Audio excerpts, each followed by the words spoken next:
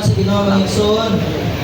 Ipakita diri nga di kinahanglan yun sa Dios ang iyang pangasaunon. Pero ang pangunahan natin sa may pangasaunon niya karon aning yuta. So walay laing pangasaunon gawa sa iglesia. Pero ang iglesia ikinahanglan nga mahangtong sa kinabuhi. Karon kung ang mga igsoon dili mahangtong sa kinabuhi, walay mahimong pangasaunon si Kristo. So muna kita nga naa sa iglesia naatay pagtubo sa kinabuhi. Kaya kung walay pagtubo sa kinabuhi, lisod yun kayo nga makabalik ang Ginoo. So nag-agad nato karon ang pagbalik sa Ginoo. Ngayon, ang kasal sa kordero nag-agad sa nato diri sa iglesia. So mao na mga igsoon, giingat na diri nga kinahanglan patahumon ang iglesia. Ang pagpatahom sa iglesia na kinahanglan sa sangkap ni Kristo. Kay ang iba sa Genesis, isangkapan man siya ni Adam. Ang pagsangkap ni Adam, mauman ang paghatag o kinabuhi na gihulagwayan sa iyang puso. So kita sab sa iglesia, di kinahanglan sabta og sangkap nga nagikan ni Kristo. Walay laing sangkap nga makatubo sa iglesia gawa sa kinabuhi ni Kristo.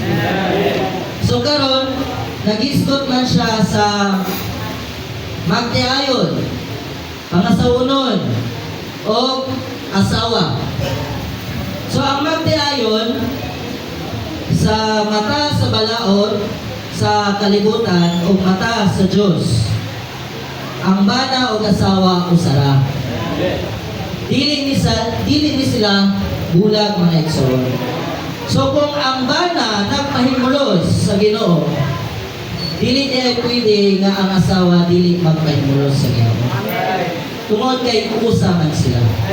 Dili di ay normal sa kinabuhi sa mag-asawa nga usara ang magpahimulos. Tungod kay usa man sila.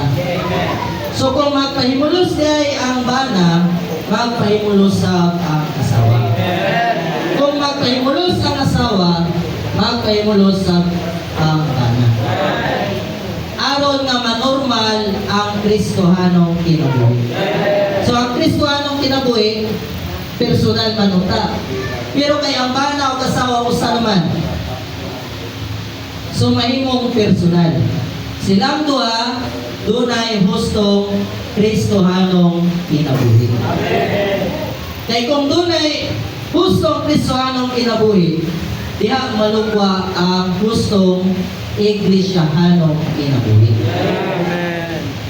Kay og dili na mausa sa atong asawa, unsaon man nato pagkausa sa ubang mga igsoon. Dili ta mahimong makausa sa mga igsoon tungod kay sa panimalay pa lang daan, wala naman ta nag-usa.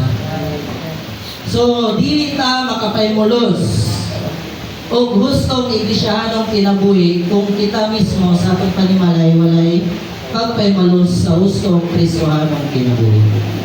Marang salamat sa Ginoo nga gipadaygan ta ani nga mga pagtulunan. Nga ang tumong di ay sa pahiuli sa Ginoo makabaton og pangasaunon. So ang pagbaton og pangasaunon nagikan sa pagkahangtong sa kinabuhi. So mahangtong deta mga igsoon. Kaya naman ta sa iglesia karon, dili lang di ay igo nga mo attend na ta og tigom matag Domingo. Daghang panangatigom, daghang pagtulunan aron di ay nga makapahimulos sa mga igsoon. Pinaagyan ni doon na tayo paghangtong sa kinabuhi. Dayon, maingon na dayon nga pwede na tang pilion. Diba? Sa isa-isa ganiya, daghang ipanawag apan pipilara ang ipili. So ang pagpili sa Ginoo nakadepende sa pagkahangtong sa kinabuhi. Dili ta pilion kung dili ta mahangtong sa kinabuhi. kinsa may tao nga nagpili sa dili hamtong nga mahimo niyang pangasaunon. So piliyon ko niya katong hamtong na sa kinabuhi. Na makaingon na siya kini sama ni Adan. Unod sa akong unod o bukog sa akong bukog. So si Kristo baka karon makaingon sa tuwa kini unod sa akong unod o bukog sa akong bukog. Pag dili pa gani makaingon si Kristo ana, kulang pag yun kayo tawag. Pero bisan sa ako mayon dito nga kulang pag yun kayo. Nako pa kayo kakulangon sa kinabuhi nga kinahanglan nako nga pahimoslan ng Igsoon. Pero dili na personal lang. Kaya ang bride nga ginaingon, ang pangasaunon nga ingon, Iglesia mga Igsoon. O nang natay pag-atimanay sa usag-usag. Kaya dili na mo atimanay sa usag-usag, dili ta mo encourage diay.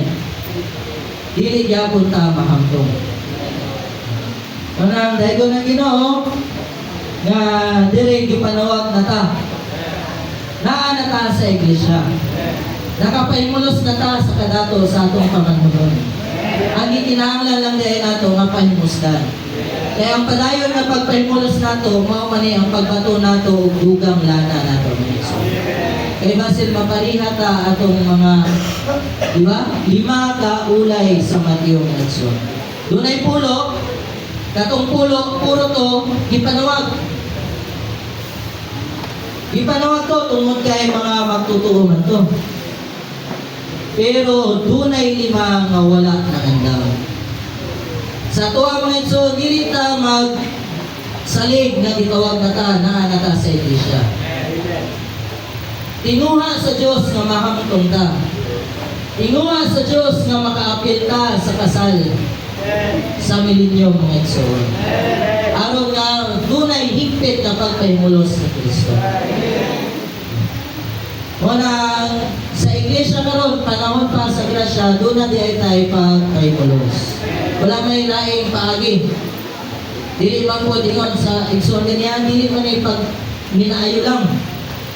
Kaya kung pag minayo, kabalugan ta magminayo. Kaya na to, kahoy sa kaibalo, maayo ug dautan. Bisan pag dili ta mag-practice og minayo, nagay pagkamaayo sa tuwa, pero naapoy pagkadautan. Naapoy kahibalo. Pero ang itinuha sa Dios karon ang kinabuhi nga motubo sa atong sulod. Wala siya laing gitinuha kundi kaning kinabuhi nga naa ra pod ni Kristo.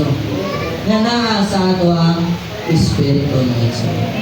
Karon, iyon nga mga pinili, iyon ang gitawag. Dili sa tanan gitawag makaapil sa kasal. Kaya bisan pag makasulod ta sa kasal, dunay pagtanaw ang Dios. Kinsa kadtong dunay uniforme. Kinsa kadtong nakasulog o puting lino. Kaya kung wala ka nakasulog sa bisti sa kasal, gapuson ka mga Igsoon. Dunay pagapos ang Dios. O dunay pagtanggog sa kahitnitan. So manang salaon din ta sa Ginoo. Dili ta magsalig mga Igsoon.